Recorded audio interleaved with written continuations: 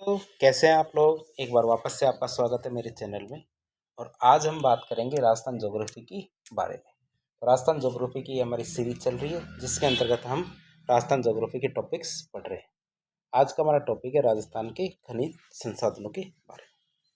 अब खनिज संसाधनों के बारे में बात करें तो राजस्थान में धात्विक अधात्विक बहुत सारे खनिज पाए जाते हैं। राजस्थान में क्या धात्विक अधात्विक दोनों प्रकार के खनिज पाए जाते हैं।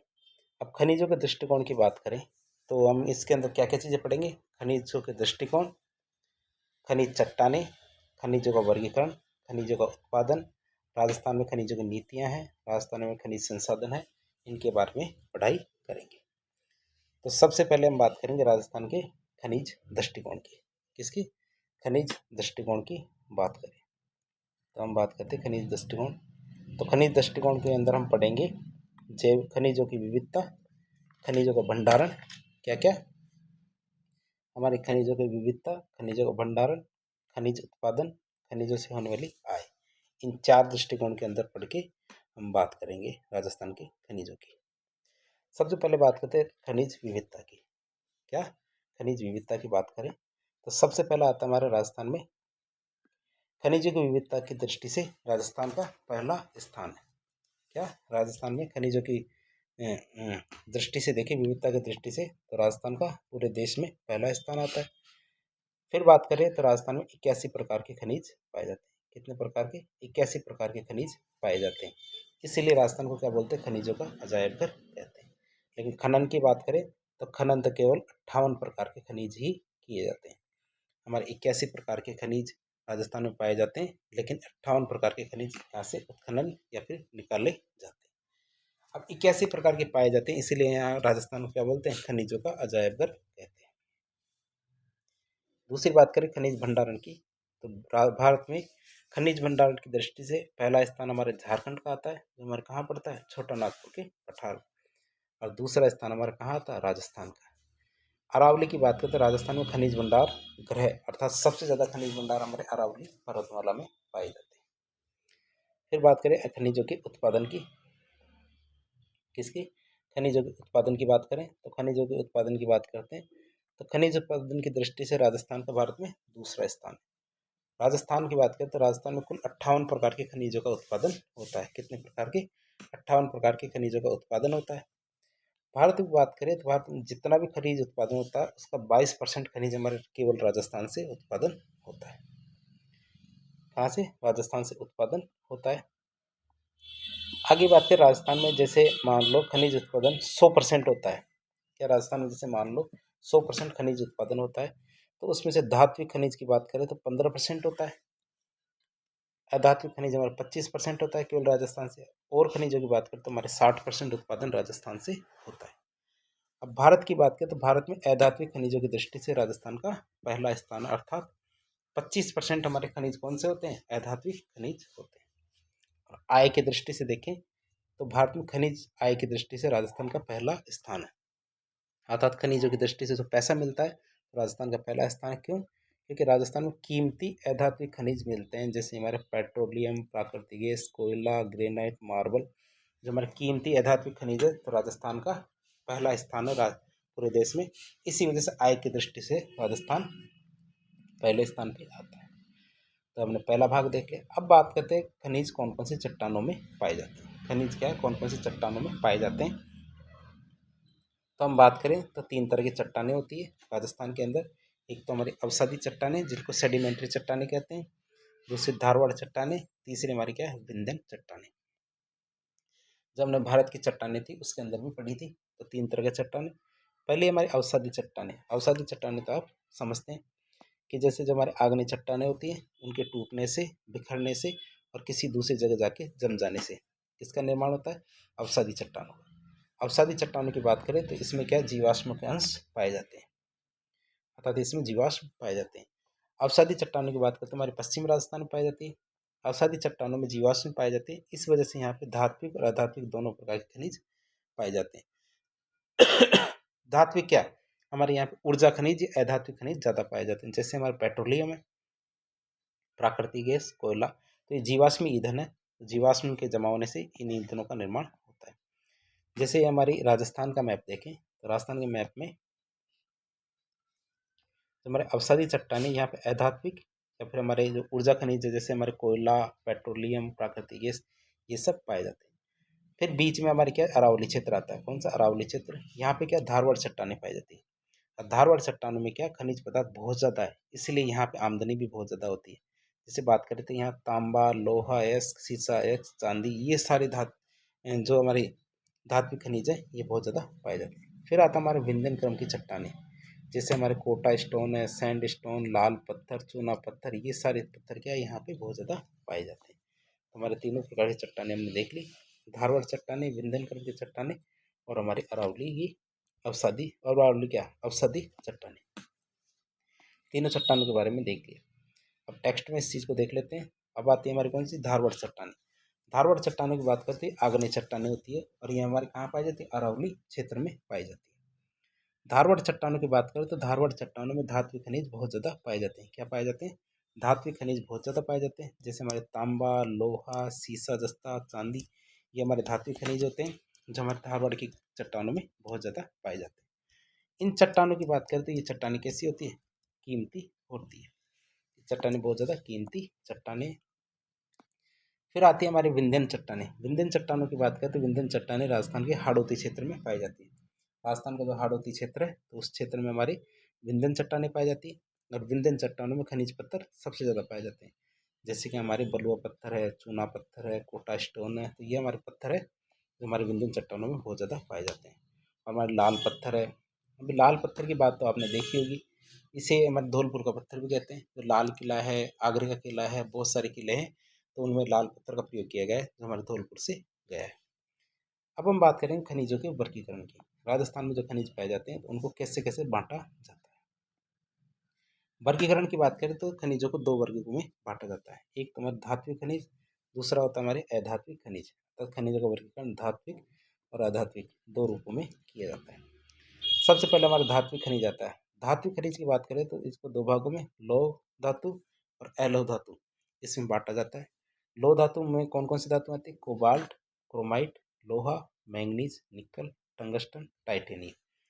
तो हमारी ये लौह धातु है। अलोह धातु में हमारा सोना, चांदी, प्लेटिनम, शीशा जस्ता को हम जुड़वा खनिज भी कहते हैं।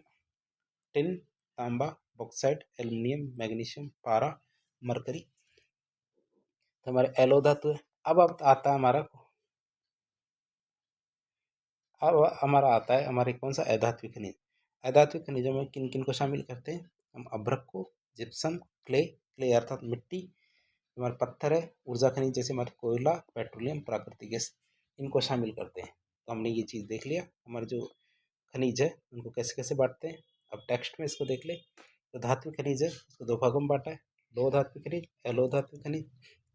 लौह धातु मतलब क्रोमाइट, कोबाल्ट, क्रोमाइट, लोहा, मैंगनीज, टंगस्टन, टाइटेनियम, इनको शामिल करते हैं। एलो में हमारे सोना, चांदी, प्लेटिनम, सीसा, जस्ता, टिन, बॉक्साइट, तांबा, एल्युमिनियम, मैग्नीशियम, पारा, मरकरी, ये सब हमारे एलो धात्विक खनिज है। सीसा जस्ता की बात करें तो सीसा जस्ता को जुड़वा खनिज या ट्विंस मिनरल्स कहते हैं। अब बात करें हमारे अधात्विक खनिज की। अधात्विक खनिज की बात करें तो इसको नॉन मेटेलिक मिनरल्स कहते हैं। अधात्विक खनिज की बात करें तो अभ्रक, माइका, जिप्सम, क्ले खनिज, खनिज पत्थर, ऊर्जा खनिज जैसे पेट्रोलियम, प्राकृतिक गैस, कोयला, ये सब हमारे अधात्विक खनिज होते हैं। भारत की बात करें तो भारत में अभ्रक का सबसे बड़ा उत्पादक राज्य कौन सा है? हमारा आंध्र प्रदेश। अभ्रक का सबसे बड़ा उत्पादक राज्य हमारा आंध्र प्रदेश है। अभ्रक का दूसरा सबसे बड़ा उत्पादक राज्य हमारा राजस्थान और तीसरा कौन? हमारा झारखंड है। किसका? अभ्रक। और अभ्रक की बात करें तो अभ्रक कहाँ काम आता है? अभ्रक हमारे विद्युत उपकरणों में उपयोगी है, इमारती और इमारत बनाने में काम आता है और पॉलीथीन बनाने में अभ्रक बहुत ज़्यादा काम आता है। अब आते हैं खनिजों के उत्पादन की। तो खनिजों के उत्पादन के लिए बहुत सारी पेटियाँ या बहुत सारे तरीके हैं। जैसे सबसे पहले हम पढ़ते हैं किसके? अरावली पेटी के खनिज, फिर वागड़ पेटी के खनिज अर्थात साउथ के, फिर क्ले खनिज, फिर खनिज पत्थर, फिर पोटास, फिर अरावली क्षेत्र के खनिज, जिप्सम, फिर टंगस्टन, फिर एकाधिकार वाले खनिज अर्थात जो केवल राजस्थान में पाए जाते हैं, राजस्थान में उत्पादित खनिज, इस तरह से पढ़ेंगे। फिर बेंटोनाइट, बॉक्साइट, बेरिलियम, इनको पढ़ेंगे। फिर हमारे लास्ट में आणविक खनिज और ऊर्जा खनिज, इनको हम पढ़ेंगे। एक एक करके इस तरह से हम पढ़ना शुरू करते हैं। सबसे पहला आता है हमारा अरावली पेटी के खनिज। कौन सा? अरावली पेटी खनिज। इसमें हम तांबा, लोहा, सीसा जस्ता और चांदी इनको पढ़ेंगे। किसको? तांबा, लोहा, सीसा जस्ता, चांदी इनको पढ़ेंगे। हम किस किस को पढ़ेंगे? मैप में भी देखिए, तांबा हमारी उत्तरी अरावली, लोहा मध्य अरावली, सीसा जस्ता, चांदी दक्षिण अरावली में पाए जाते हैं। आप इनको देख सकते हैं। तो ये हमारे इस तरह जोड़ दीजिए, इसको यहाँ ऐसे जोड़ दीजिए। तो हमारे अरावली के क्षेत्र हैं। तो उत्तरी अरावली में हमारे तांबा, मध्य अरावली में लोहा और दक्षिणी अरावली में क्या? सीसा जस्ता और चांदी पाई जाती है। इसके आगे हम बात करते हैं एक एक करके तांबे की। सबसे पहला हमारा तांबा आता है। तो भंडार की बात करें तो राजस्थान में तांबा सबसे ज़्यादा झुंझुनू, सीकर, चूरू, अलवर, अजमेर, भीलवाड़ा, उदयपुर, चित्तौड़गढ़ इन जिलों के अंदर पाया जाता है हमारे तांबा। तांबे के भंडार पाए जाते हैं। अब उत्पादन की क्षेत्रीय खानों की बात करें, कहाँ कहाँ पाए जाते हैं? झुंझुनू में हमारे कोल्हण, खेतड़ी, चांदमारी, मदान कुदान। हमारे झुंझुनू के कौन से? कोल्हण, खेतड़ी, चांदमारी, मदान कुदान है। सीकर के अंदर हमारे बन्नों की ढाणी, हमारे नीम का थाना क्षेत्र है, उसमें जो बन्नों की ढाणी है उसमें पाया जाता है। नीम का थाना क्षेत्र अब वैसे भी अलग जिला बन गया, तो हमें सीकर की बजाय हम ये सीधा भी पढ़ सकते हैं। कहाँ पे? नीम का थाना क्षेत्र में बन्नों की ढाणी है। अगला हमारा क्षेत्र आता है चूरू, बिदासर, अलवर में हमारा खुदरीबा, अजमेर में हनोतिया, सावर, भीलवाड़ा में हमारा देवतलाई, पुरबनेड़ा, दरीबा बनेड़ा। ठीक है। एक बात और आपको बताना चाहते हैं, जो हमारा खान विभाग है, क्या? खान विभाग, ठीक है। तो उस विभाग के द्वारा हर 2 साल के अंदर एक रिपोर्ट छापी जाती है, जिसको माइंस एंड मिनरल्स रिपोर्ट कहते हैं। तो उसके अंदर से हमें पता चलता है कि जो हम ये डेटा लेते हैं कि ये कौन सी खान है, कौन सी खान में कौन सा क्षेत्र है, किस जिले के अंदर है। तो खान विभाग के द्वारा एक रिपोर्ट छापी जाती है माइंस एंड मिनरल्स नाम से। तो उससे हम लेते हैं और ये हर 2 साल के अंदर अपडेट की जाती है। जो हमारे नए जिले बने हैं, नए जिले बनने के बाद ये रिपोर्ट अभी तक आई नहीं है, जिससे क्या है कि कौन से जिले के अंदर कौन सा खनिज किस हद तक कितना परसेंट अपडेट, तो इस बात का अपडेशन ये आया नहीं है। और लगातार परीक्षा में जो प्रश्न आ रहे हैं वो पुराने डेटा के अनुसार ही आ रहे हैं। उदयपुर में हमारे अंजनी सलूम्बर क्षेत्र है, यहाँ पे तांबा मिलता है। चित्तौड़गढ़ का भागेलवाड़ी क्षेत्र है, वहाँ से हमें तांबा मिलता है। फिर बात करें मैप के अंदर, तो मैप के अंदर चूरू में तो हमारा कौन सा क्षेत्र है? चूरू में बिदासर है। झुंझुनू के अंदर हमारा कोलन, खेतड़ी, चांदमारी, मदान कुदान। सीकर का हमारा बन्नों की ढाणी, जो नीम का थाना क्षेत्र के अंदर है। नीम का थाना खुद ही एक जिला है। अलवर का खोदरीबा, अजमेर का हनोतिया और सावर क्षेत्र। जो हमारा भीलवाड़ा है, तो भीलवाड़ा का हमारा देवतलाई, पुरबनेड़ा, दरीबा बनेड़ा। चित्तौड़गढ़ का भागेलवाड़ी क्षेत्र। जो हमारा उदयपुर है, उदयपुर का अंजनी सलूम्बर क्षेत्र है। तो हमारे तांबा उत्पादन क्षेत्र ही। अब बात करें तांबे की, तो तांबे का उपयोग कहाँ कहाँ किया जाता है? तांबे का उपयोग हमारे विद्युत तार बनाने में किया जाता है, ऑटोमोबाइल उद्योग में किया जाता है, बर्तन बनाने में किया जाता है, यंत्र उपकरण बनाने में किया जाता है। अगला हमारा खनिज आता है लोहा अयस्क। कौन सा? लोहा अयस्क की बात करें तो राजस्थान में लोहे की कौन सी?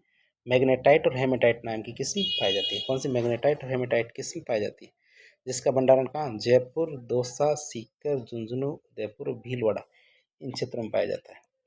लोहा अयस्क की बात करें तो इसका भंडारण कहाँ कहाँ? जयपुर, दौसा, सीकर, झुंझुनू, उदयपुर, भीलवाड़ा में होता है।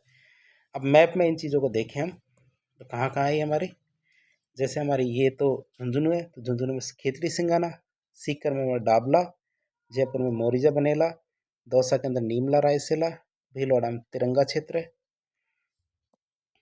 ये हमारा उदयपुर है, तो उदयपुर में हमारा नाथरा के पाल, थुरुंडेर है। तो इनके अंदर हमारे क्या? लोहा अयस्क पाए जाते हैं। अब टेक्स्ट में इनको देखें तो टेक्स्ट में हमारा सबसे पहला आता है झुंझुनू। तो झुंझुनू में हमारा सिंगाना खेतड़ी है, ये खेतड़ी सिंगाना। सीकर के अंदर डाबला, जयपुर के अंदर मोरिजा बनेला, दौसा के अंदर नीमला रायसेला, भीलवाड़ा के अंदर तिरंगा क्षेत्र, उदयपुर के अंदर हमारे नाथरा के पाल, थुरुंडेर है। तो हम ये देख सकते हैं लोहा अयस्क के भंडार है हमारे। उपयोग की दृष्टि से देखें तो लोहा अयस्क का उपयोग कहाँ करते हैं? ऑटोमोबाइल उद्योग के अंदर, रेलवे संबंधी उपकरणों के निर्माण में, इमारतों के निर्माण में, सड़क और पुलों के निर्माण में लोहा अयस्क का उपयोग करते हैं।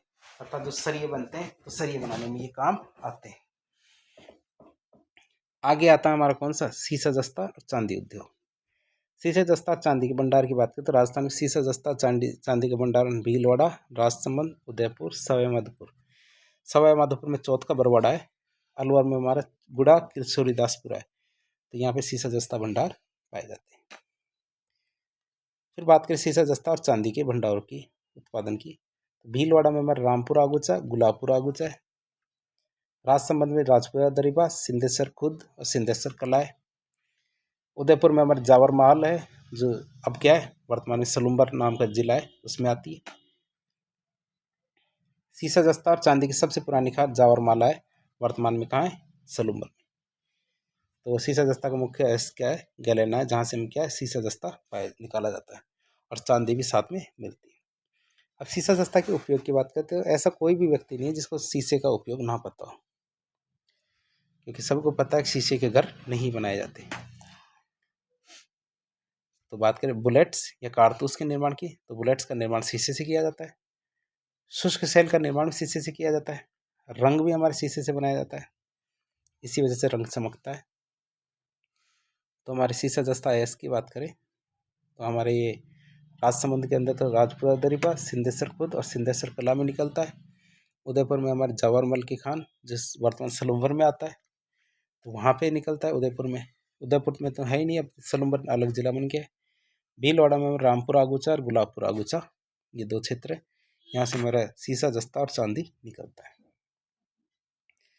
अब सीसा या फिर जिंक कहें तो इसका उपयोग कहाँ करते हैं, हमारे औषधियाँ बनाने में करते हैं, रंग बनाने में करते हैं, ऑटोमोबाइल उद्योग में करते हैं, और ऑटोमोबाइल उद्योग में क्या करते हैं, ऑटो पार्ट्स बनाने में करते हैं।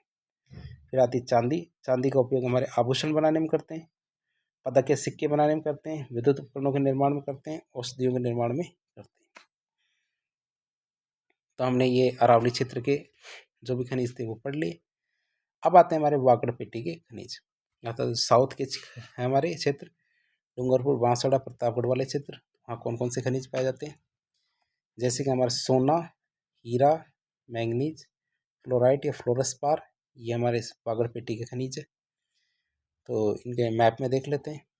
मैप में सबसे पहले आता है भीलवाड़ा, तो भीलवाड़ा में देवतलाई नाम की जगह है, जहाँ पे सोना और तांबा मिलता है। प्रतापगढ़ में केसरपुरा नाम की जगह, वहाँ से हीरा निकलता है। मैंगनीज की बात करें तो बांसवाड़ा में हमारे लीलवानी, कालाकुटा और तलवाड़ा, कौन सा लीलवानी या लीलावनी, कालाकुटा और तलवाड़ा, इन क्षेत्रों से मैंगनीज निकलता है। बांसवाड़ा के ही आनंदपुरा भूकिया, जगपुरा भूकिया और घोटी अम्बा नाम की जगह है, वहाँ से हमारा सोना निकलता है। डूंगरपुर से मांडो की पाल है, वहाँ से फ्लोराइट फ्लोरस्पार निकलता है। तो हमारे साउथ के या वागड़पेटी के खनिज है, इनके बारे में देख ले। तब इसी चीज़ को टेक्स्ट में देख लेते हैं। सबसे पहला सोना आता है, तो सोने के भंडार राजस्थान में बांसवाड़ा, उदयपुर और भीलवाड़ा में है। कहाँ कहाँ, राजस्थान में भीलवाड़ा, बांसवाड़ा और उदयपुर, इन क्षेत्रों में। जैसे बांसवाड़ा में कहाँ पे, आनंदपुरा भूकिया, जगपुरा भूकिया और घोटी अम्बा वाला क्षेत्र। भीलवाड़ा में देवतलाई में सोना और तांबा दोनों मिलते हैं। अब सोने के उपयोग तो वैसे काफ़ी सारे, जैसे आभूषण के निर्माण में पदक बनाए जाते हैं, सोने के सिक्के बनाए जाते हैं, कंप्यूटर के उपकरण बनाए जाते हैं कई सोने से, और हमारे औषधियाँ बनाई जाती हैं, सोने की औषधियाँ होती हैं। फिर हीरे की बात करें, डायमंड, हीरा सदा के लिए, अर्थात सब झूठा है, हीरा सच्चा है, क्योंकि हीरे में कोई मिलावट नहीं की जा सकती। राजस्थान में हीरे के भंडारण की बात करें तो हमारे प्रतापगढ़ में भी कहाँ पे, हीरा केसरपुरा में मिलता है। उपयोग की बात करें, हीरे का उपयोग आभूषण बनाने में करते हैं, कांचों को काटने में करते हैं, सजावटी सामान बनाने में भी हीरे का उपयोग करते हैं। बहुत सारे आभूषण तो हीरे से नाम से ही चलते हैं। गीतांजलि डायमंड्स। फिर बात है ना मैंगनीज की, तो राजस्थान में मैंगनीज का भंडारण बांसवाड़ा, डूंगरपुर, उदयपुर और राजसमंद से होता है। उत्पादन की बात करें तो बांसवाड़ा में लीलवानी, कालाकुटा, तलवाड़ा, यहाँ पे मैंगनीज निकलता है। मैंगनीज का उपयोग किस में करते हैं, इस्पात बनाने में, रंग और उपकरण बनाने में मैंगनीज का उपयोग किया जाता है। फिर आपके आता है फ्लोराइट या फ्लोरस्पार। फ्लोराइट या फ्लोरस्पार की बात करें तो राजस्थान में फ्लोराइट और फ्लोरस्पार का भंडारण कहाँ किया जाता है, डूंगरपुर में।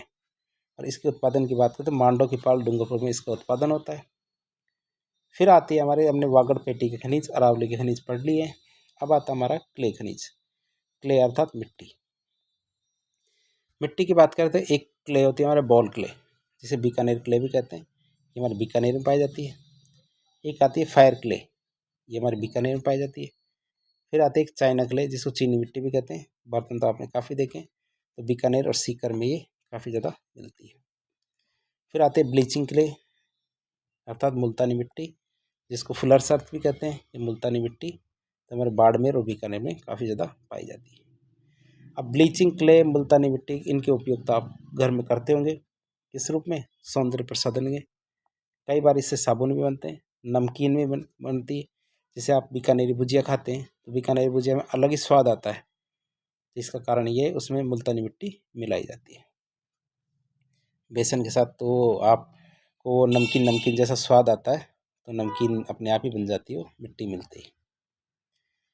बात करें सिलिका रेत की, तो सिलिका रेत हमारे बूंदी, बाड़ोतिया और जयपुर में मिलती है। सिलिका रेत से हमारे क्या बनता है? कांच बनता है। फिर बात करें खनिज पत्थर, कौन से खनिज पत्थरों की बात करें? फिर बात करें स्लेट स्टोन की, तो स्लेट स्टोन हमारे अलवर में मिलता है। बलुआ पत्थर हमारे बंसी पहाड़पुरा भरतपुर में। लाल पत्थर या धौलपुर स्टोन हमारे धौलपुर में सबसे ज़्यादा, करौली में मिलता है। फिर कोटा स्टोन, नाम में कोटा है तो कोटा में सबसे ज़्यादा, चित्तौड़गढ़ में मिलेगा।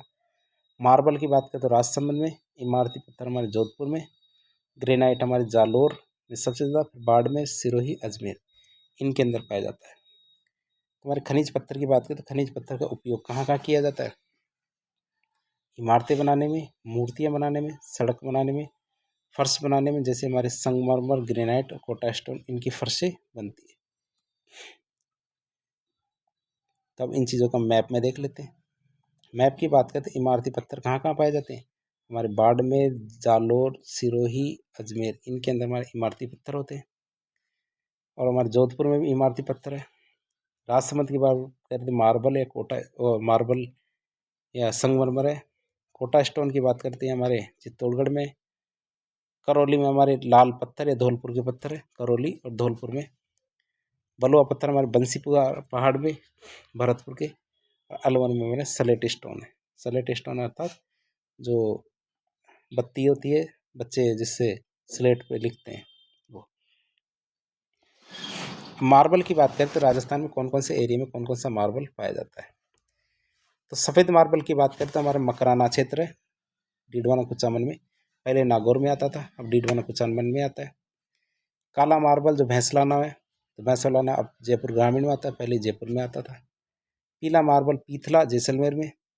सतरंगी मार्बल खांदला पाली में। हरा मार्बल ऋषभदेव उदयपुर में। गुलाबी मार्बल ऋषभदेव उदयपुर में। भाबरमाल उदयपुर और जालोर भरतपुर, इन क्षेत्रों में पाया जाता है। तो आप इनको देख सकते हैं कि सफ़ेद मार्बल तो हमारा मकराना, डीडवाना कुचामन में। काला मार्बल भैंसलाना, जयपुर ग्रामीण जो नया जिला उसमें। पीला मार्बल जैसलमेर में, पीथला नाम की जगह। सतरंगी मार्बल हमारा खांदला पाली में। हरा मार्बल ऋषभदेव उदयपुर में। गुलाबी मार्बल ऋषभदेव उदयपुर, भाबरमाल उदयपुर और जो हमारा जालोर भरतपुर है, इन क्षेत्रों में। राजस्थान की बात करते हैं, राजस्थान में मार्बल संगमरमर सबसे ज़्यादा राजसमंद से उत्पादन होता है। क्यों? क्योंकि राजसमंद में मार्बल या संगमरमर का उत्पादक इकाइयाँ बहुत सारी है। जैसे आपको पता होना चाहिए, जालोर है उसको ग्रेनाइट सिटी कहते हैं। फिर बात करें चूना पत्थर की, तो चूना पत्थर का उत्पादन कहाँ होता है? तो इनके बारे में देखते हैं। जैसलमेर से हमारे चूना पत्थर उत्पादन होता है, उससे वो कौन सा होता है? स्टील ग्रेड का चूना पत्थर। और वो कौन सा क्षेत्र? सोनू क्षेत्र। जोधपुर और नागौर की बात करते हैं, यहाँ केमिकल ग्रेड का चूना पत्थर होता है, ये सफ़ेद चूना पत्थर है। अब चित्तौड़गढ़ और कोटा की बात करते हैं, यहाँ सीमेंट ग्रेड का चूना पत्थर निकलता है। इसीलिए आपके चित्तौड़गढ़ वाले क्षेत्र में सबसे ज़्यादा सीमेंट फैक्ट्रियाँ हैं। चूना पत्थर की बात करते हैं, सबसे अच्छी किस्म का चूना पत्थर कौन सा? स्टील ग्रेड का। राजस्थान में चूना पत्थर का सबसे ज़्यादा उत्पादन कहाँ से होता है? जोधपुर से। और चूना पत्थर के उपयोग की बात करते हैं, सीमेंट बनाने में करते हैं, क्योंकि सीमेंट ग्रेड का भी होता है। भवन निर्माण में करते हैं, क्योंकि सीमेंट बना के करेंगे क्या? भवनों का निर्माण ही तो करेंगे। बात करें घरों की, तो घरों के रंग बनाने में भी इसका उपयोग किया जाता है, क्योंकि केमिकल ग्रेड का चूना पत्थर भी आता है। एक चूना हमारे क्या होता है? चूना लगा दिया, इसने मुझे चूना लगा दिया, तो जब पान बनाते तो पान में चूना भी लगाया जाता है, कत्था भी लगाया जाता है। तंबाकू के साथ, खैनी के साथ इसका उपयोग किया जाता है। फिर आता है आपके पोटास। कौन सा खनिज है? पोटास। पोटास की बात करें तो पोटास का भंडारण उत्पादन की बात करें तो हमारे हनुमानगढ़, बीकानेर, श्रीगंगानगर, चूरू, इन क्षेत्रों के अंदर इसका भंडारण उत्पादन होता है। इससे पहले हमने देखा था अरावली पेटी के खनिज। अब हम बात करेंगे अरावली क्षेत्र के खनिज। अब पेटी की बात नहीं करें, अब क्षेत्र की बात कर रहे हैं। तो हमारे कैल्साइट हमारे सीकर में मिलता है, पायराइट्स हमारे सलादीपुरा सीकर में, वर्मिक्यूलाइट हमारे अजमेर में, क्वार्ट्स हमारे अजमेर में, लिथियम हमारे अजमेर में मिलता है। हमारे राजस्थान में खनिजों की कोई कमी नहीं है। फेल्सपार हमारे अजमेर में, ग्रेफाइट हमारे अजमेर में सबसे ज़्यादा, फिर अलवर में मिलता है। एस्बेस्टस हमारे ऋषभ देव उदयपुर में, खेरवाड़ा उदयपुर में, घिया पत्थर जिसको सोप स्टोन कहते हैं ये हमारे देवपुरा, सालोद, उदयपुर में मिलता है। रॉक फास्फेट झामर कोटला तो उदयपुर में सबसे ज़्यादा, फिर लाठी बिरमानिया क्षेत्र जैसलमेर का वहाँ मिलता है। तो इन्हीं चीज़ों का मैप में देखें तो जैसलमेर है तो जैसलमेर में रॉक फास्फेट सबसे ज़्यादा मिलता है। तो ये हमारे परीक्षा में भी काफ़ी ज़्यादा पूछा गया, 3 बार सवाल पूछा गया है पिछले 2 या 3 परीक्षा में आ रही इसकी कि रॉक फास्फेट कहाँ मिलता है, और मुझे हमेशा याद नहीं रहता, लेकिन ये अब याद हो ही जाएगा क्योंकि लाठी बिरमानिया क्षेत्र है। जब लाठी पड़ेगी तो अपने आप याद कर लेंगे रॉक फास्फेट, क्योंकि इस क्षेत्र हमारा लाठी बिरमानिया क्षेत्र जैसलमेर का, यहाँ रॉक फास्फेट क्षेत्र है। फिर बात करें कैल्साइट पायराइट्स जो सलादीपुरा के अंदर मिलता है, और सलादीपुरा कहाँ पड़ता है? सीकर में। ग्रेफाइट हमारे अलवर में, vermiculite, quartz, lithium, feldspar, graphite ये सब हमारे अजमेर में मिलता है। आगे बात करें हम उदयपुर की तो उदयपुर में हमारे एस्बेस्टर ये तो हमारे ऋषभ देव खेरवाड़ा में मिलता है, और रॉक फास्फेट हमारे झामर कोटला में मिलता है। तो आप याद रखेंगे। कैल्साइट है तो कैल्साइट का उपयोग रंग बनाने में करते हैं, तेजाब बनाने में करते हैं। कैल्साइट का उपयोग किस में करते हैं? रंग बनाने में, तेजाब बनाने में करते हैं। हमारे लिथियम है तो लिथियम तो बहुत ही कीमती धातु है, तो इसका उपयोग क्या है? मिश्रित धातु बनाने में करते हैं। इलेक्ट्रॉनिक वाहनों की जो बैटरियाँ होती है तो बैटरियों में आप देख सकते हैं लिथियम की बैटरियाँ सबसे ज़्यादा समय तक चार्ज होकर चलती है। हमारे जो इलेक्ट्रॉनिक वाहन है उसकी जो बैटरियाँ बनाई जाती है वो लिथियम की बनाई जाती है, और लिथियम का भंडार हमारे राजस्थान में मिलने के चांस है। हमारे थोड़े समय पहले इसके भंडार हमारे जो जम्मू कश्मीर वाला क्षेत्र था उसमें मिलने के चांस थे। ईरान में भी काफ़ी ज़्यादा लिथियम के भंडार मिले। जो रिचार्जेबल बैटरियाँ होती है लैपटॉप और मोबाइल की, इनको बनाने में हमारा लिथियम बहुत काम आता है। ग्रेफाइट की बात करें तो पेंसिल बनती है, परमाणु ऊर्जा में मंदक के रूप में काम आते हैं। मंदक तो आप समझते होंगे। परमाणु ऊर्जा कैसे होती है? एक बड़े परमाणु का नाम भी क्या है? छोटे टूटकर छोटे परमाणुओं में विभक्त हो जाता है। तो ये कैसे विभक्त होता है? जब उस पर नाइट्रोजन कणों की बौछार की जाती है।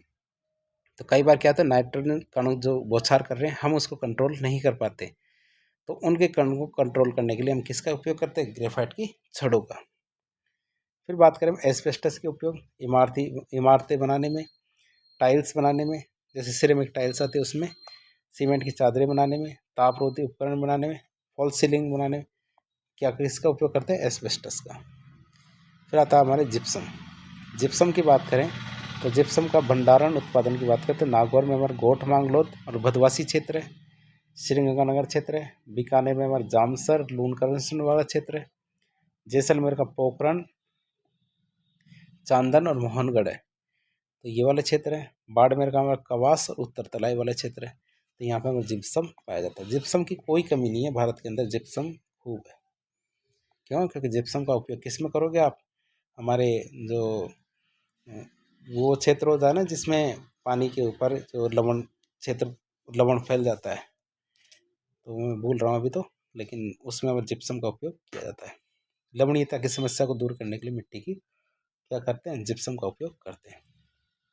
जो हमारे जो नहरों का उपयोग करते हैं वहाँ श्रीगंगानगर हनुमानगढ़ में, वहाँ पे क्या है लवणीयता हो जाती है, उसको दूर करने के लिए जिप्सम का उपयोग करते हैं। राजस्थान में जिप्सम की सबसे बड़ी खान कौन सी है? जामसर बीकानेर में। तो ये भी सही है, जहाँ बीमारी है वहीं अस्पताल है। क्यों? क्योंकि हमारे लवणीयता की समस्या में हमारी इसी क्षेत्र में, तो सबसे बड़ी खान भी हमारे जामसर बीकानेर। राजस्थान में जिप्सम का सबसे बड़ा उत्पादक भी कौन है? बीकानेर। जिप्सम का उपयोग किस में किया जाता है? सीमेंट में। जिप्सम मिलाने से क्या होता है? सीमेंट में जो उसको जमने की प्रक्रिया है वो थोड़ी सी डिले हो जाती है। नहीं तो जिप्सम नहीं मिलाएं सीमेंट के अंदर तो वह पानी मिलाते तुरंत ही जम जाता है। रासायनिक उर्वरकों को बनाने में, प्लास्टर ऑफ पेरिस बनाने में जिप्सम का उपयोग करते हैं। अब इन चीज़ों को मैप में देख लेते हैं। हमारे बीकानेर है तो यहाँ जामसर और करणसर में जिप्सम है। गोठ मांगलोद और बसी में हमारे नागौर में जिप्सम है। पोखरण, चांदन, मोहनगढ़ ये जैसलमेर के एरिया, यहाँ पे जिप्सम है। तो जिप्सम की कोई कमी नहीं है। हमारे जो बाड़मेर है तो बाड़मेर, पोखरण, चांदन और मोहनगढ़ है, इसके अंदर जिप्सम है। अब बात करते हैं अगले खनिज की, और अगला खनिज हमारा टंगस्टन। कौन सा? टंगस्टन की बात करें, उत्पादन और भंडारण की बात करें तो नागौर में रेवत की पहाड़ी है, डेगाना में। पाली के अंदर नाना खराब है, सिरोही के अंदर आबू रेवदर और वालदा क्षेत्र है, यहाँ पर टंगस्टन की खान है। भारत की बात करें, भारत में टंगस्टन की सबसे बड़ी खाद रेवत की पहाड़ी डेगाना नागौर में, लेकिन ये वर्तमान में बंद पड़ी है। यहाँ से पहले क्या निकालता जाता था? खूब टंगस्टन निकाला जाता था। अब जो हमारे जो बल्ब होते हैं, जितने बल्ब आपने देखे हो तो उसके अंदर जो स्प्रिंग देखी होगी आपने, यदि बल्ब के अंदर, तो बल्ब की स्प्रिंग क्या टंगस्टन धातु की बनाई जाती है। और इसकी क्यों बनाई जाती है? क्योंकि इसका गलनांक कितना है? 3500 डिग्री सेंटीग्रेड। कितना है इसका? 3500 डिग्री सेंटीग्रेड इसका क्या है? गलनांक है। इसीलिए ये इतना ताप को सहन कर पाता है। कौन? टंगस्टन धातु। आगे बात करें तो बुलेट्स बनाने में ये विद्युत उपकरण है, बल्ब नहीं है, बल्ब है ये। कुछ भी लिखा आ जाता है कई बार तो, क्या है? बल्ब है। बल्ब बनाने में किया जाता है, बुलेट्स बनाने में किया जाता है, गोलियां होती है उनको बनाने में किया जाता है। अब बात करेंगे राजस्थान के वो खनिज जिनका 100% एकाधिकार है, अर्थात राजस्थान की दादागिरी जिनके अंदर चलती है। तो उन खनिजों की बात करें तो वो कौन कौन से खनिज है? पुराने आंकड़े कौन कौन से? एक तो हमारा वोलेस्टोनाइट है, जो हमारे कहाँ बेल का मगरा सिरोही से निकलता है। जास्पर हमारे जोधपुर से निकलता है। क्या क्या? हमारा ये वोलेस्टोनाइट बेल का मगरा से निकलता है, जास्पर जोधपुर से। रक्तमणि या गार्नेट तांबड़ा ये हमारे राजमहल टोंक से, जनकपुरा टोंक से, सरवाड़ अजमेर से। औकर जिसको लाल गेरू कहते हैं चित्तौड़गढ़ से। हरी अग्नि या पन्ना की बात करें तो टिक्की राजसमंद, देवगढ़ राजसमंद, आमेट राजसमंद, कालागुमान खान राजसमंद, बुबानी क्षेत्र अजमेर, मुहामी क्षेत्र अजमेर, यहाँ से निकलता है। और पन्ना की बात करें तो राजसमंद दूसरे स्थान पे अजमेर में। पहले स्थान पे तो राजसमंद है, दूसरे स्थान पे अजमेर। लेकिन आर्थिक समीक्षा के अनुसार देखिए, आर्थिक समीक्षा कौन सी? ये तो 2022-23 है, लेकिन हम 23-24 की बात करें। 23-24 की बात करें तो राजस्थान में हमारे कौन सा? सीसा, जस्ता, सेलेनाइट जिसको जिप्सम भी कहते हैं, और वोलेस्टोनाइट, ये चारों खनिज क्या 2022-23 में भी एकाधिकार वाले थे, तो 23-24 में भी एकाधिकार वाले हैं। तो आप ये याद रखेंगे। आगे बात करें वोलेस्टोनाइट की, तो वोलेस्टोनाइट क्या काम आता है? हमारे पेंट या रंग बनाने के, क्लच या ब्रेक बनाने के, कागज और सिरेमिक उद्योग में भी काम आता है।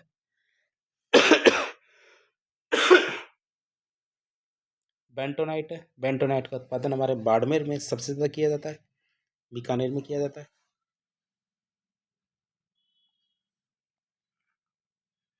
बॉक्साइड की बात करें, बॉक्साइड में की बात करें तो उत्पादन कोटा में होता है। ठीक है, बॉक्साइड का उत्पादन कहाँ होता है? कोटा में होता है। फिर आगे बात करें बेरिलियम, बेरिलियम की बात करें तो बेरिलियम कहाँ पाया जाता है?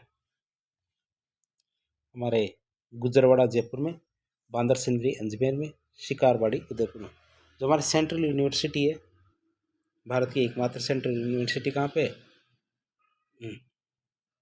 ये हमारे बांदर सिंदरी अजमेर में। फिर आणविक खनिज की बात करें तो आणविक खनिज हमारे दो है, एक तो यूरेनियम और एक थोरियम। क्या? एक यूरेनियम है और एक थोरियम है। यूरेनियम की बात करें तो हमारे राजस्थान में खंडेला जो सीकर के क्षेत्र है, यहाँ पर खंडेला रोहिला क्षेत्र है, यहाँ पे सीकर में हमारे यूरेनियम मिलता है। उदयपुर में उमरा क्षेत्र है। उमरा वैसे राजस्थानी एक शब्द है, उमरा का अर्थ होता है याद आना किसी की। तो बेरिलियम हमें यूरेनियम की बहुत याद आती है, इसलिए उमरा क्षेत्र है। हमारी उम्र भी लग जाए इसको। रामगढ़ 12 क्षेत्र है, तो आप जान सकते हैं रामगढ़ तो हमारा क्रेटर क्षेत्र है 12 वाला, यूनेस्को की जो वर्ल्ड हेरिटेज साइट है उसके अंदर शामिल है, जो हमारा रामगढ़ 12 वाला क्षेत्र, खंडेला रोहिला क्षेत्र। तो यूरेनियम के क्षेत्र परीक्षा में काफ़ी ज़्यादा पूछे जाते हैं। थोरियम की बात करें तो थोरियम का भंडार हमारे पाली के अंदर भद्रावन नाम की जगह और भीलवाड़ा में हमारे सरदारपुरा जगह है। तो यहाँ पे हमारे थोरियम के भंडार काफ़ी ज़्यादा मिलते हैं। फिर बात करें ऊर्जा खनिजों की, किसकी? ऊर्जा खनिजों की बात करें तो ऊर्जा खनिज क्या हमारे अवसादी चट्टानों में मिलते हैं। कहाँ मिलते हैं? अवसादी चट्टानों में मिलते हैं। जैसे कि हमारे पेट्रोलियम, प्राकृतिक गैस और कोयला, इनको हम क्या कहते हैं? ऊर्जा खनिज कहते हैं। अब पेट्रोलियम की बात करें तो पेट्रोलियम के हमारे 4 बेसिन है, लेकिन अब 14 नहीं, अब 15 जिले हो गए हैं इसके। कितने? 15 जिले हो गए। पहले जब 33 जिले थे तब इसमें 14 जिले थे, लेकिन अब कितने जिले हो गए? अब इसके अंदर 15 जिले हो गए। अब आप सोचेंगे कौन सा जिला आ गया इसके अंदर अनोखा? तो इसके अंदर एक जिला बढ़ गया है।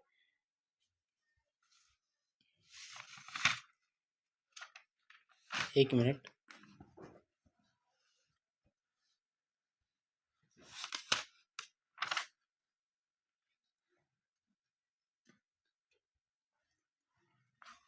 तो हम जिलों की बात करते हैं। सबसे पहला जिला आता है हमारा बाड़मेर सातसौर बेसिन। पहला बेसिन कौन सा आता है? बाड़मेर सातसौर बेसिन। अब बाड़मेर सातसौर बेसिन के अंदर हमारे 3 जिले आते हैं। पहले कितने थे? 2 जिले थे। अब इसमें क्या 3 जिले आ गए हैं, सांचौर, बाड़मेर और जालौर। तो आप इसे याद रखेंगे कि हमारे 3 जिले आते हैं। तो ये एक जिला बढ़ते हैं हमारे 14 से कितने जिले हो गए? 15। और सबसे ज़्यादा भंडारण और उत्पादन भी हमारे यहीं पे होता है। फिर आता है हमारा जैसलमेर बेसिन या राजस्थान सेल्फ बेसिन। इसमें एक जिला आता है केवल जैसलमेर। बीकानेर नागौर बेसिन की बात करते हैं, इसमें कितने जिले आते हैं? 5 जिले आते हैं। कौन कौन से? बीकानेर, चूरू, नागौर, श्रीगंगानगर, हनुमानगढ़। बीकानेर, चूरू, नागौर, श्रीगंगानगर, हनुमानगढ़, ये जिले आते हैं। फिर अगला बेसिन आता है हमारा कौन सा? विंध्यन बेसिन। कौन सा? विंध्यन बेसिन। इसमें 6 जिले आते हैं, कोटा, बारा, बूंदी, झालावाड़, भीलवाड़ा, चित्तौड़गढ़। ये भीलवाड़ा चित्तौड़गढ़ की बात करें तो ये पूरे पूरे भाग नहीं आते हैं, इनके कुछ भाग ही आते हैं। तो आगे बात करें हम इनकी, तो हमारे जो बीकानेर नागौर बेसिन है तो इसमें हमारे श्रीगंगानगर, हनुमानगढ़, चूरू, बीकानेर, नागौर, ये 5 जिले आते हैं। जैसलमेर में हमारे जैसलमेर बेसिन या राजस्थान सेल्फ बेसिन आता है। जो हमारा बाड़मेर और जालौर है, इसमें बाड़मेर सातसौर बेसिन। अब इसके अंदर क्या एक नया जिला ये बन गया है यहाँ से कट के, तो ये हमारा सांचौर वाला है। तो बाड़मेर सांचौर के साथ साथ हमारे यहाँ जालौर भी आएगा। तो इस वजह से यहाँ 14 नहीं 15 जिले हो गए। फिर हमारे कौन सा बेसिन आता है? विंध्यन बेसिन। तो इसमें हमारे सवाई माधोपुर क्या है? सवाई माधोपुर तो गलत है। ये हमारे भीलवाड़ा, बूंदी, चित्तौड़गढ़, कोटा, बारा और झालावाड़, ये वाले जिले आते हैं। तो इस तरह हम देख सकते हैं इसको। अब उत्पादन की बात करें तो उत्पादन और स्थानों की बात करते हैं क्या। सबसे पहले बाड़मेर की बात करते हैं। बाड़मेर में हमारा नगाना, मंगला, कोसलू में सरस्वती, बायतू में ऐश्वर्या और गुड़ामलानी में रागेश्वरी, तो ये हमारे कुओं के नाम है। तो जो हमारे बाड़मेर है तो उसमें मंगला कुआं तो हमारे नगाना में, सरस्वती कुएं हैं, ध्यान रखना पेट्रोलियम के कुएं, ये कुएं हैं। तो रागेश्वरी, ऐश्वर्या, सरस्वती और मंगला, तो ये हमारे कुएं हैं। तो मंगला कुआं हमारा नगाना में, सरस्वती कुआं कहाँ है? कोसलू में, ऐश्वर्या कुआं बायतू में और रागेश्वरी कुआं क्या? गुड़ा मलानी में। मंगला राजस्थान का पहला पेट्रोलियम कुआं है जो 29 अगस्त 2009 में स्थापित किया गया था। कब? 29 अगस्त 2009 में स्थापित है। मंगला राजस्थान का पहला पेट्रोलियम कुआं है। बाड़मेर की बात करें, बाड़मेर में और भी कुएं हैं, जैसे हमारा भाग्यम, विजया। कई बार परीक्षा में पूछा जाता है कि ये क्या है? भाग्यम, विजया, सरस्वती, ऐश्वर्या, रागेश्वरी, ये क्या है? ये हमारे पेट्रोलियम के कुएं हैं। जैसे कि हमारे कामेश्वरी, शक्ति, दुर्गा। फिर बात करें जैसलमेर के क्षेत्र की, तो जैसलमेर में क्षेत्र है हमारे बाघीवाला। वेनेजुएला की कंपनी है PDVSA से, तो ये हमारे बाघीवाला के अंदर पेट्रोलियम का निष्कर्षण करने का कार्य कर रही है। सादेवाला, तन्नौट और चिन्ने वाला, ये हमारे जैसलमेर के क्षेत्र है जहाँ से पेट्रोलियम निकाला जा रहा है। फिर बीकानेर की बात करें तो बीकानेर में तुवरी वाला नामक क्षेत्र है, पूनम क्षेत्र बीकानेर का, वहाँ से पेट्रोलियम निकाला जा रहा है। और बीकानेर में कौन निकाल रहा है? ऑयल इंडिया लिमिटेड, जो हर रोज़ कितना 30,000 बैरल प्रतिदिन पेट्रोलियम निकाल रही है। और एक बैरल का मतलब होता है 159 लीटर। बैरल तो आप समझते होंगे, पुरानी जो पिक्चरें होती थी तो उसमें आप देखते होंगे हमारे लकड़ी के ड्रम होते थे। क्या? लकड़ी के ड्रम होते थे। उस ड्रम में क्या है? तेल भर के रखा जाता था। और यहाँ पे एक छेद बना होता था, इधर भी एक छेद बना होता था। उनको हम क्या कहते थे, बैरल कहते थे। पुरानी फिल्मों में, हॉलीवुड की फिल्मों में देखा होगा, या फिर इसके अंदर का शराब भर के रखी जाती थी। अब बात करें विशेष तौर पे, भारत में सर्वाधिक पेट्रोलियम का उत्पादन कौन करता है? हमारा बॉम्बे है ही। लेकिन ये क्या अपतटीय क्षेत्र, अपतटीय क्षेत्र मतलब भारत की मुख्य भूमि को पे नहीं है ये। अब मुख्य भूमि के अलावा देखें तो राजस्थान में हमारे 20% पेट्रोलियम का उत्पादन होता है, फिर गुजरात में, फिर असम में। अब राजस्थान की बात करें तो राजस्थान में सर्वाधिक पेट्रोलियम हमारे केएन एनर्जी के द्वारा किया जाता है। वर्तमान में किसके द्वारा? वेदांता के द्वारा पेट्रोलियम का उत्पादन किया जाता है। तो राजस्थान की बात करें तो राजस्थान में पेट्रोलियम का सबसे ज़्यादा उत्पादन कौन करता है? केएन एनर्जी। अब पेट्रोलियम और क्रूड ऑयल के उपयोग की बात करें तो इसका उपयोग तो बच्चा बच्चा जानता है। पेट्रोल, डीजल, केरोसिन या मिट्टी का तेल होता है। इसका उपयोग इनको प्राप्त करने में किया जाता है, मगर पेट्रोलियम का उपयोग। अतः इससे निष्कर्षण करके ये वाली चीज़ें निकाली जाती है। जो पेट्रोल रासायनिक जो उद्योग है, पेट्रो रसायन उद्योग है, उसमें इसका उपयोग करते हैं। सड़क बनाने में करते हैं। आप सोचते हैं सड़क बनाने में क्या काम आएगा? क्योंकि लास्ट में से डामर निकलता है और डामर का उपयोग हम सड़क बनाने में करते हैं। रंग उद्योग में भी इसका उपयोग किया जाता है। इसका रंग उद्योग। फिर आती है हमारी प्राकृतिक गैस। प्राकृतिक गैस की बात करते हैं, इसका भंडारण जैसलमेर में है सबसे ज़्यादा। बात करते हैं बाड़मेर में, गुड़ामलानी क्षेत्र, रागेश्वरी में प्राकृतिक गैस निकलती है। जैसलमेर में दूसरा स्थान है, जहाँ हमारा डांडे वाला, गुमाने वाला, रामगढ़, तन्नौट, मनिहार टिब्बा, घोटारू ये क्षेत्र है, यहाँ से हमारे प्राकृतिक गैस निकलती है। फिर बात करें राजस्थान का पहला कुआं की बात करें तो पहला कुआं कहाँ निकला था? हमारे जैसलमेर में। कहाँ पे? घोटारू नाम की जगह है, वहाँ से हमारे प्राकृतिक गैस का पहला कुआं निकाला था। अब बात करते कोयले की। कोयले की बात करते निर्माण काल के आधार पर कोयला दो प्रकार का होता है। एक तो हमारे गोंडवाना काल का और एक टर्सरी काल का। गोंडवाना काल की बात करें तो कार्बोनिफेरस काल का है। तो भारत में तो 98% है, भारत में तो 98% है। और ये कोयला कौन सा? बिटुमिनस कोयला। कौन सा? बिटुमिनस। तो भारत की बात करें तो भारत में जो 98% कोयला है वो बिटुमिनस प्रकार का है। दूसरा कोयला होता है हमारा टर्सरी काल का। टर्सरी काल का क्या है? जो 2% कोयला बचा है, ये हमारे पूरा राजस्थान में है। और ये कौन सा कोयला है? ये हमारे लिग्नाइट का है। तो बात करें तो लिग्नाइट प्रकार का कोयला राजस्थान में सबसे ज़्यादा पाया जाता है। और जो बिटुमिनस कोयला पाया जाता है तो भारत में सबसे ज़्यादा पाया जाता है। तो राजस्थान की बात करें तो राजस्थान में केवल टर्सरी काल का कोयला पाया जाता है, जिसमें कार्बन प्रतिशत या कार्बन मात्रा के आधार पर कोयले की 4 श्रेणियाँ होती है। ये हमें पता है कौन कौन सी है। एंथ्रेसाइट, बिटुमिनस, लिग्नाइट और पीट। एंथ्रेसाइट मतलब 95% कार्बन, बिटुमिनस मतलब 60 से 70%, लिग्नाइट मतलब 50 से 60, और पीट में 50% से भी कम कार्बन पाया जाता है। तो एंथ्रेसाइट वो काला चमकीला, बिटुमिनस काला भूरा, लिग्नाइट भूरा और पीट का हल्का भूरा। जो बिटुमिनस है ये भारत में सबसे ज़्यादा पाया जाता है, तो लिग्नाइट राजस्थान में सबसे ज़्यादा पाया जाता है। अब बात करें कोयले की, तो राजस्थान में कोयले का उत्पादन की बात करें तो बाड़मेर में पहला स्थान है। कपूडी, जालिपा, गिरल, भाद्रेस ये नामक जगह तो बाड़मेर में सबसे ज़्यादा पाया जाता है। बीकानेर की बात करें तो बीटनोक, बरसिक्सर, पलाना, गुढ़ा, मलानी क्षेत्र, गुरहा इन क्षेत्रों में बीकानेर में। नागौर की बात करें तो मेड़ता सिटी, माता सुखनाव क्षेत्र, इगियार क्षेत्र, यहाँ पे हमारे नागौर में कोयला निकलता है। अब कोयले के उपयोग की बात करें तो कोयला का उपयोग किस में किया जाता है? तापीय ऊर्जा उत्पादन में। अंगीठी के उपयोग में, अंगीठी में, रेलवे ईंधन बनाने में, इस्त्री या प्रेस के उपयोग में, ऐसे कर सकते हैं। अब बात करते हैं हम जो खनिज है, तो खनिजों की कुछ नीतियाँ हैं। तो राजस्थान में खनिजों की नीतियों के बारे में बात करें तो 3 तरह की नीतियाँ होती है। सामान्य खनिज नीति, एमसेंड नीति, मार्बल और ग्रेनाइट नीति। पहली आती है हमारी सामान्य खनिज नीति। सामान्य खनिज नीति की बात करें तो खनिज आधारित जो नवीनतम उद्योग है, इनको आदिवासी और पिछड़े क्षेत्रों में स्थापित करना इसका उद्देश्य है। हमारे सामान्य खनिज नीति की क्या क्या प्रावधान है? जो हमारे खनिज है इनका वैज्ञानिक दोहन करना। 31 प्रकार के खनिज, प्रधान खनिज और जो गौण खनिज है, इसके लिए जो पट्टे हैं न्यूनतम 4 हेक्टेयर पे जारी किए जाते हैं। तो ये आप याद रखना, जितने भी हमारे गौण खनिज है, प्रधान खनिज है 31 प्रकार के, जब भी पट्टे जारी किए जाएंगे तो ये कम से कम 4 हेक्टेयर के लिए जारी किए जाएंगे। जो सैंड स्टोन है, ठीक है, उनके खनन पट्टे न्यूनतम 1 हेक्टेयर के लिए जारी किए जाएंगे। तो इसका एक नियम है 1 हेक्टेयर का। जो हमारे गौण और खनिज, हमारे प्रधान खनिज है, उनके लिए 4 हेक्टेयर के पट्टे जारी किए जाएंगे। ये हमारी नीति है, सामान्य खनिज नीति। बजरी के पट्टे की बात करें तो 5 हेक्टेयर और अधिकतम 50 हेक्टेयर के लिए जारी किए जा सकते हैं। तो बजरी खनिज के लिए 5 हेक्टेयर, अधिकतम कितना 50 हेक्टेयर के लिए जारी किए जा सकते हैं। अब इनका यदि कोई उल्लंघन करता है या फिर अवैध खनन करता हुआ पाया जाता है तो उसे 5 साल की सजा या 5 लाख का जुर्माना हो सकता है।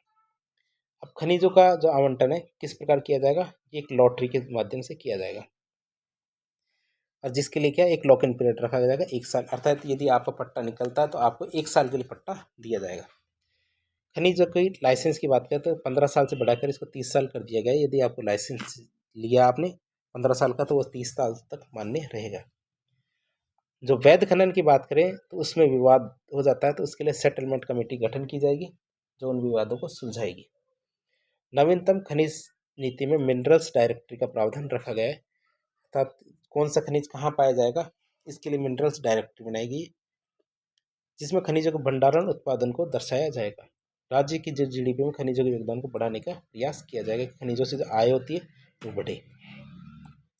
अब बात करें राजस्थान की तो राजस्थान की अब तक 5 सामान्य खनिज नीतियां जारी हो चुकी है। पहली खनिज नीति 1978 में, दूसरी खनिज नीति 1991 में, तीसरी हमारे 1994 में, चौथी 2011 में और पांचवी 5 जून 2015 में आई थी। दूसरी नीति आती है हमारे एमसैंड नीति। कौन सी एमसैंड नीति, जिसको मैन्युफैक्चर्ड सैंड नीति भी कह सकते हैं। एमसैंड नीति ये क्या है, कृत्रिम रेत होती है जहाँ जो बजरी हमारी नदी तटों से मिलती है उसके अलावा है।